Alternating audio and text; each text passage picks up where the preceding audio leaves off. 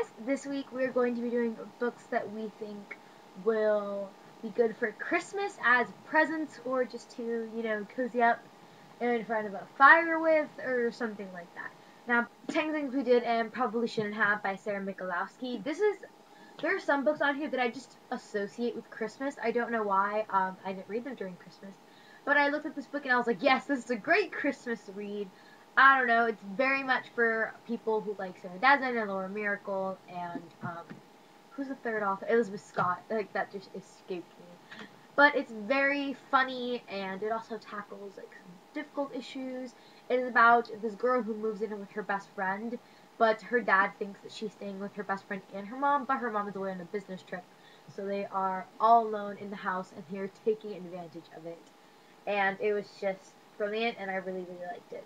So, even though this cover sucks, get it. Next would be Wintertown by Edmond.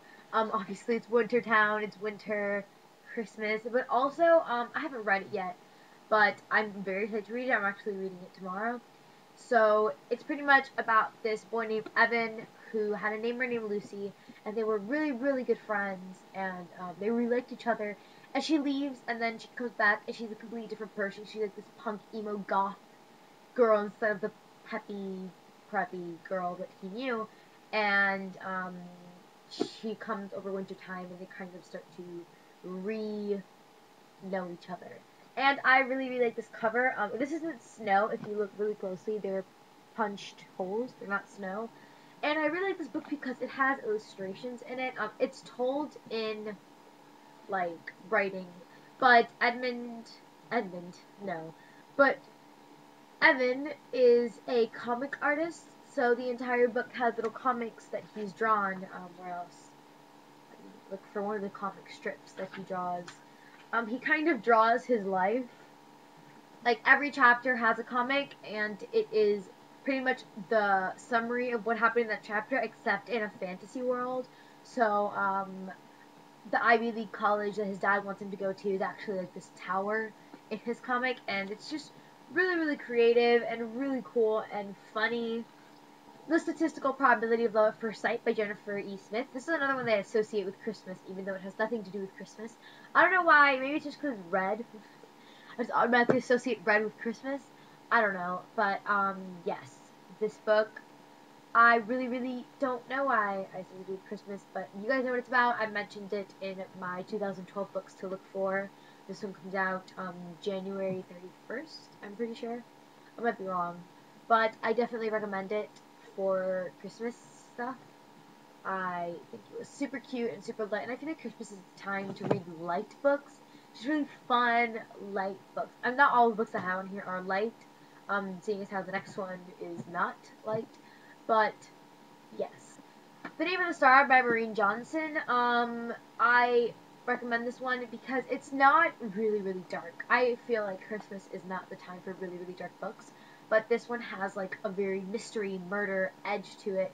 Jack the Ripper from this is the villain, and he was nominated for Best Villain for Totally Obsessed Oscars that we are having, so you know that he is a good villain. By the way, the voting is still going for that. It ends the end of this week.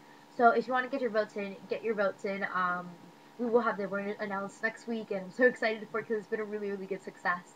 And I'm really happy that it came out like I wanted it to come out. And I will have the link down below in case you haven't voted yet. So, yes. So, yes, this is about a girl who moves to London. Her name is Rory. She's from Louisiana, New Orleans. And she's just so funny and awesome. And I love hearing stories about her family in New Orleans because they're just crazy. And there's ghosts, and there's this ghost killing people, and Jack the Ripper is involved, and it's in London, and it's just pretty darn awesome. And there is some romance in it. It's not the focal point, which I liked, but at the same time it frustrated me, because it's kind of just like, it's developed, and then at one point it's just cast aside, and like, you're just kind of left hanging, and you're like, but I really do recommend it because it's a very, very good book. Uncommon Criminals by Ali Carter. This is the second book to High Society, but I don't own High Society. These are really fun, just like awesome books. High Society was alright, but Uncommon Criminals is amazing. It was such a good book. It's one of my favorites of this year, but it is a sequel, which frustrates me. because I really hate when sequels are better than first books, because people pick up the first book and they don't want to read it. They don't want to read the second one because they don't like the first one that much, but the second one is so good. But I love this book so much, and I definitely recommend it. It is about a girl named Kat who is part of a family of con artists, and she is sent on a mission, even though she tried to quit the con life, but you can't really escape the con life because the con life follows you forever, and she is one of the best con artists ever in her family. So that is all the books I have for you guys. I will see you guys next week when we announce the winners of Totally Booksess Oscars. Bye!